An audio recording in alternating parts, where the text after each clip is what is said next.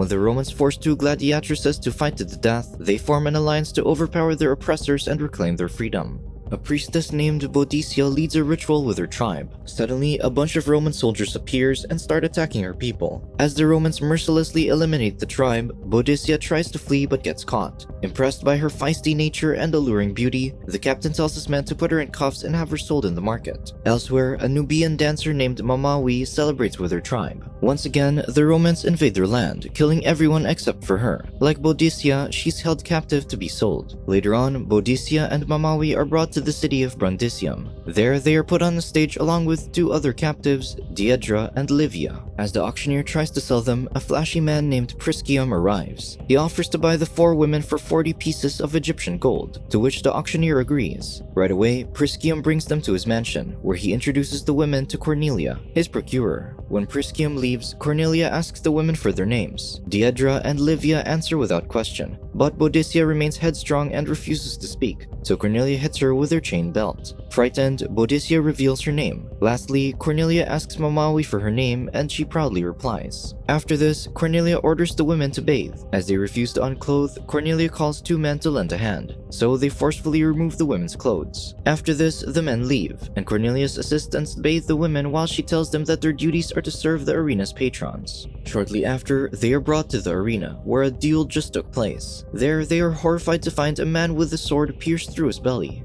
Boadicea runs to the man while Cornelia tells the others that they'll get used to seeing someone die. As the man dies in Boadicia's arms, a gladiator named Marcus approaches her. Having killed the man, he justifies that one of them had to die because they're gladiators. Enraged, Boadicea reminds him that he's enslaved. After this, Boadicea and Mamawi are brought to a lavish party hosted by Timarchus, one of the most powerful men in the city. He tells Mamawi to dance for them, so she does so and entices everyone in the room. Meanwhile, Boadicea serves wine to the guests, but a random man touches her. She hits him with a pitcher, which leads one of the men to desecrate her as punishment. The following day, Priscium and Timarchus announce to the gladiators that they planned a great fight where two men will team up against one enemy. A fierce warrior named Quintus will team up with the last champion Marcus to fight Septimus, a man twice their size. As the men gather in the arena, the women clean the benches. Cornelia tells them that the gladiators need women to warm their beds before their fight, so she wants the newcomers to do the job. This seems to interest Mamawi, but Boadicea remains stoic. As the gladiators leave the arena, Boadicea catches Marcus staring at her. Later that evening, Priscium tells the women that the gladiators are fond of fresh blood, which means they've selected Boadicea, Mamawi, and Deirdre. Although Boadicea convinces the women to refuse, Priscium threatens to summon Cornelia, which leaves the women with no choice but to follow. Boadicea finds herself in Marcus's chambers, who refuses to have company. He's worried about the fight, knowing that Septimus is unbeatable. However, Boadicea gently touches his arm, encouraging him that he still might win. Meanwhile, Mamawi gets thrown into Quintus's room, where he quickly tries to copulate with her. However, she threatens him with a broken vase, so he stops. She yells that the Romans taught him to live like an animal and that he's forgotten about his past. This causes him to walk away in shame.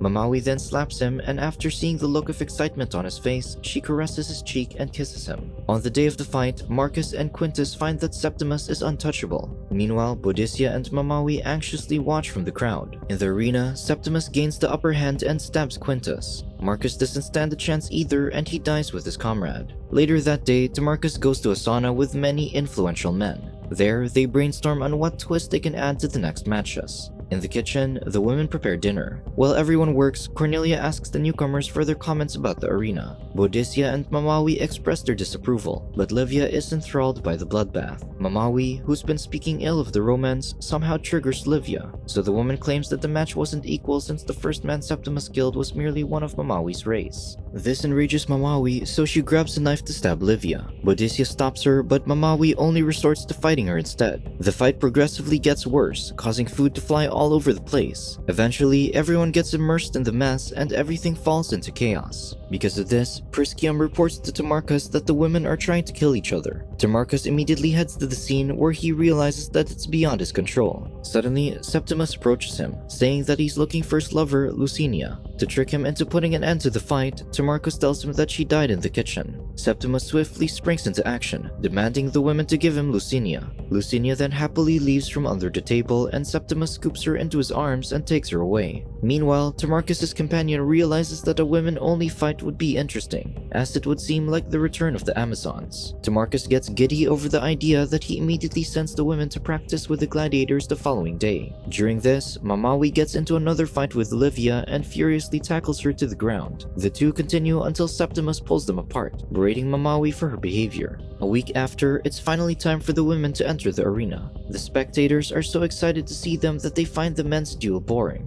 Boudicca gets pitted against Deirdre, who can barely carry the weight of her sword. Throughout the match, Boudicca exerts minimal effort as Deirdre keeps tumbling to the ground. The crowd gets entertained, and soon after, Boudicca secures her victory when Deirdre collapses out of exhaustion. After the match, Livia passively compliments Boudicca for her victory. She then wears a galea and asks how she looks, so Boudicca comments that she looks like a Roman. This delights Livia, noting that she should overcome her provincial opponents. After she leaves, Boudicca and Mamawi remark how Livia would do anything to become a Roman, even though she's like them. Boudicca points out that they might die in the next fights, so she insists that they help each other. However, Mamawi asserts that they have to help themselves. The following day, all the gladiators gather in the arena, where Priscium appears with 2 scrolls containing the contenders for the next games. As he announces that another duel for the women will be held the next day, he hands a scroll to Cornelia. Cornelia then reads that Mamawi and Livia will be pitted against each other. That night, Lucinia wakes up from a horrible dream when she's forced to fight in the arena. Septimus reassures her that Livia and Mamawi are scheduled to fight, and she's safe for the time being. Lucinia argues that the women might die because of these fights, and Septimus replies that it must be the god's will. The following day, Livia and Mamawi walk into the arena. Mamawi introduces herself to the crowd, but when it's Livia's turn, she makes it known that she's a daughter of Rome. Hearing that she's a citizen, the spectators pressure Tamarcus into replacing her. However, all the other women are working, and the only one available is Lucinia. With no choice, she prepares herself backstage and enters the arena. Septimus is surprised to see her, but he cheers her from the side. As the fight progresses, Mamawi eventually gains momentum and disarms Lucinia. The crowd wants Mamawi to actually kill Lucinia, but she doesn't want to. Pressured by the spectators, Tamarcus forces Mamawi to go for the kill, or he'll have his archers kill her instead.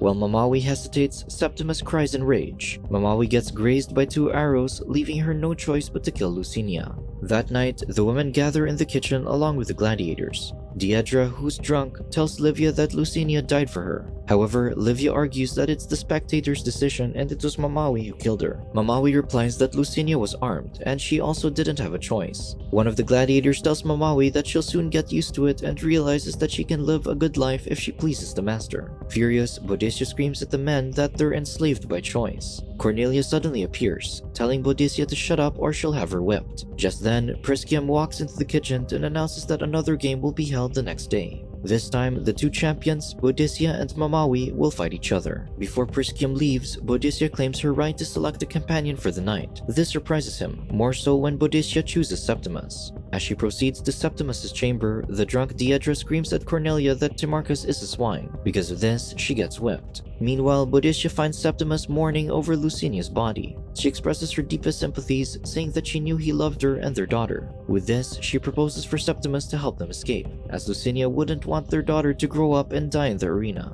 Boudicca then asks Septimus to meet them at the catacombs that night, and that he should bring weapons. Later that night, the women attempt to escape, and they bring Livia with them to ensure that she wouldn't report them. As they reach the catacombs, they find that Septimus isn't there. Boudicca tells the others to wait as they'll get lost in the catacombs without Septimus's help. Elsewhere, Septimus creeps into Tamarcus's chamber, where he attempts to kill him in his sleep. However, before he can avenge Lucinia, Roman soldiers stop him. The commotion wakes Tamarcus, who cowers in his bed, screaming at the general to crucify Septimus. The next morning, Mamawi and Boudicca are prepped for their battle. Mamawi is determined to win, but Boudicca reminds her that her victory won't free her. However, the woman isn't listening to her anymore, given their failed attempt to escape last night. Elsewhere, the general Rufinus gives Septimus the honor of ending his own life. At the arena, Mamawi and Boudicca battle against each other. Mamawi overpowers her opponent, leaving her pinned to the ground unarmed. Tamarcus then forces Mamawi to kill Boudicca, and the crowd also pressures her. To threaten her further, the archers direct their weapons at her, so Mamawi raises her weapon. However, she merely lands it on the ground next to Boadicia's face. Mamawi then screams for freedom against DeMarcus's face, which scares him.